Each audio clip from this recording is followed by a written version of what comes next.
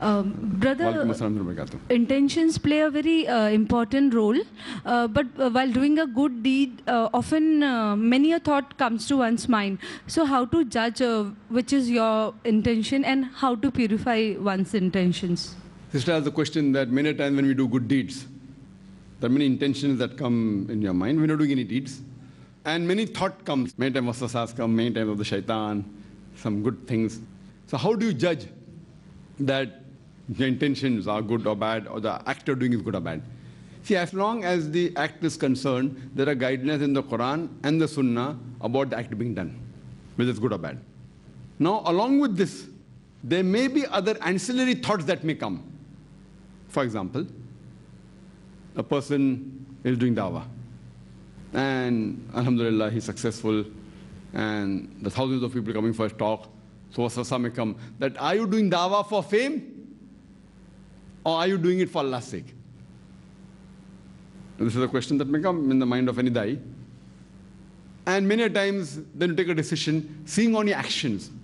See, the first hadith of Muhammad Sallallahu Alaihi Wasallam in Sahih Bukhari is, innamal amala bin niyah. That niyah is important. Your actions are judged by your niyah. The niyah is important. And niyah is very important. But at the same time, only niyah and no deeds, you have to have, the main thing is the niyah. So whatever action you're doing, and with that, and there's a saying that aam ke saath gutli bhi aati hai. When you buy the mango, you also get the seed, the big seed. You can't buy the mango without the seed. So in a parcel, there are things that come. For example, Muhammad Sallallahu Alaihi Wasallam. He is the most successful human being in the world, most successful Muslim, most successful messenger, alhamdulillah. Yet, he also happens to be the most influential human being in the world, the most famous human being in the world. So someone can allege that Prophet Muhammad knows billah, he did this for fame. And there are allegations. If you hear my talk in Is the Quran God's Word, I have given various allegations of the Orientalists and the skeptics of Islam. But when you see the other aspect of it, that what he has done, some people say that, okay, he did for money, the person done for wealth. So then allegations, then you see the other lifestyle of the Prophet, that he could have been made king by Mushriks of Makkah. And they told him that when he started doing dawah, the Quraysh and the other tribes, the chiefs of Makkah, they said that you denounce the message of Tawheed and we'll make you the king. We'll give you all the wealth in the world. So then he replied that even if you put the sun in my right hand and the moon in my left hand, I will not denounce my message of Allah subhanahu wa ta'ala. So this aspect proves that fine, that he was not for money, for wealth, for fame. So like that, if you see the lifestyle, so if a waswasa, if a thought comes in your mind, you have to analyze it. Is it the case or not? Maybe the thought is right. Maybe unintentionally, you try doing something for fame, which is wrong. And human beings do make mistakes.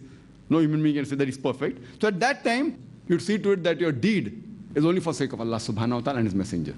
So any deed you're doing, whether dawah, whether good work, etc., you should see the pros and cons. Then you can really analyze that, why? Is it for money? Okay, fine. If the person can do something else, they can earn more money. Is it for fame? So in this way, we should be clear in our own self. What others say, believe me, it should not bother you. Because if you want to know the maximum books written against any human being in the world, it is Muhammad Sallallahu Alaihi Wasallam. So if you say that people who speak against a human being, that person, high chance of being bad, then Prophet Muhammad Sallallahu Alaihi Wasallam knows billah. Against him, the maximum books are written. That doesn't mean knows billah that he's bad. He did his job selflessly. He was the best messenger. So when they could not spare Muhammad Sallallahu Alaihi Wasallam, who are you and me? So we should not be bothered what others say, but we should judge ourselves on the basis of Quran and Sunnah. I always tell a person. But on the other hand, you may find people who are really using Islam for their fame, for their money. Many, hundreds of them. They take the name of Islam and they mint money. They take the name of Islam and do it for their own ulterior motives. So, as an individual Muslim, we should assess ourselves. And for assessment, don't look at what human beings say. Look at Quran and the Sunnah. That's the reason, whenever we have discussion, when we have a meeting of the da'is and the co-group, etc., I always tell them, keep your base of Quran and Sunnah. What people say, yes, what they say, hear it out. Don't give them a blind ear. But see whether it falls in the category. Or people may allege many things. Some people manage many things which may be right, may not be right. But you as a person, sister, as a da'i, you have to judge yourself based on Quran and Sunnah. Waswasas are bound to come many times from the Satan. As Allah says in Surah Nas, chapter number 114, verse number 1 to 4. It may be from the Satan. It may be a good thing in your mind. It may be a benefit for you to improve. Like we realize that when we want to get up for salah, as-salatu khairun min an-nawm, we mentioned the azan, that salah is better than sleep. Satan will say, abhi to time hua na, 1 ghanta, 1 hour is left. Sleep for 15 minutes more. Again you want to get up, 45 minutes is balance. You pray. Not that you don't pray. But sleep for another 45 minutes. 45 minutes, na. Enough time is there. And half an hour, 10 minutes, then time goes up. Time is up. So these are waswasas, these are bad waswasas, evil waswasas.